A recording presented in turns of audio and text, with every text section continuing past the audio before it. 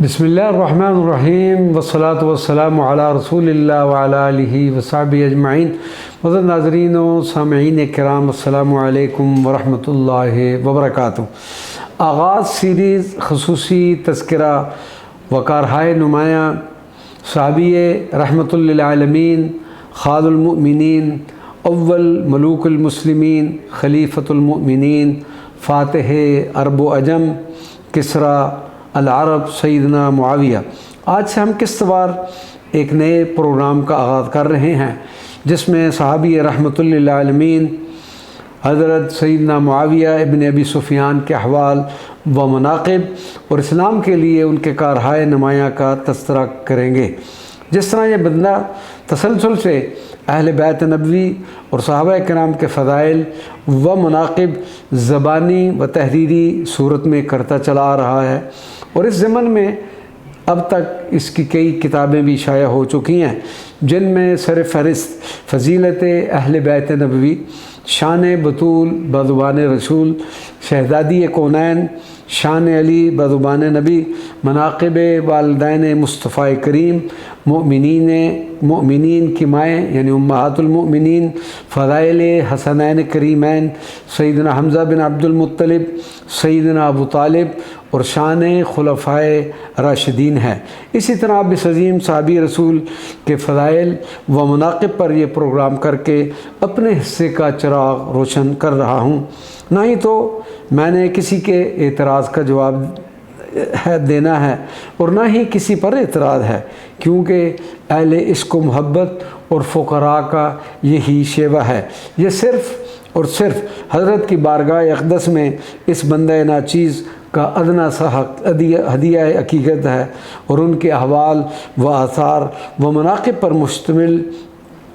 بہکتا ہوا ایک گلدستہ عشق و محبت ہے، جو آپ کی بارگاہ میں پیش کیا جا رہا ہے۔ صحابی رسول فاتح عرب و عجم اسلام لانے سے قبل بھی ایک مرتبہ بھی کسی جنگ میں حضور نبی کریم صلی اللہ علیہ وسلم کے مقابلہ میں نہیں آئے، اور پھر اسلام لانے کے بعد دین اسلام کی وہ خدمت کی جو رہتی دنیا تک یاد رہے گی۔ معزز ناظرین و سامعین کرام، رئیس المکاشفین شیخ اکبر حضرت شیخ محی الدین ابن عربی اپنی مشہور زمانہ تصنیف لطیف الوصایا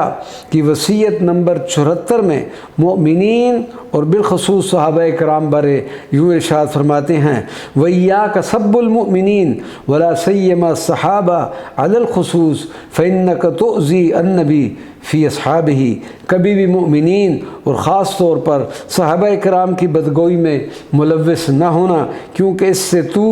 نبی اکرم صلی اللہ علیہ وسلم کو ایذا پہنچاتا ہے۔ لہذا اس بندہ ناچیز کی آپ سے درخواست ہوگی کہ حضرت شیخ اکبر کے اس فرمان کی روشنی میں کبھی بھی کسی صحابی رسول کے بارے میں ہلکی بات نہ کرنا، کیونکہ یہ تو اس جماعت کے ستارے ہیں کہ جن سے اللہ سبحانہ و تعالیٰ راضی ہو چکے، اور وہ اللہ تبارک و تعالیٰ سے راضی ہو چکے۔ اس لیے جملہ صحابہ کرام کا تذکرہ پیار و محبت سے کیا جائے، کیونکہ یہ حضور نبی کریم صلی اللہ علیہ وسلم کی محبوب ہستیاں ہیں، اور محبوب کی ہر پسندیدہ چیز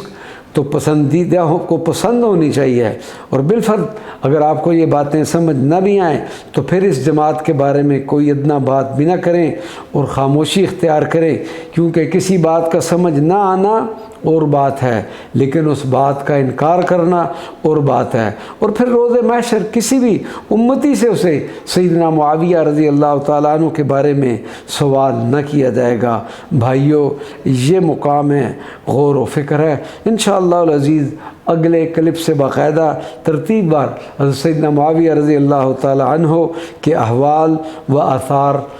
کے پرکیف تذکرہ کی ابتدا کریں گے۔ اللہ تبارک و تعالی ہمیں ادب کی توفیق عطا فرمائے۔ حضرت رومی اس لیے فرماتے ہیں: از خدا جوئیم توفیق ادب، کہ بے ادب محروم گشت از لطف رب، وما علینا الا البلاغ المبین۔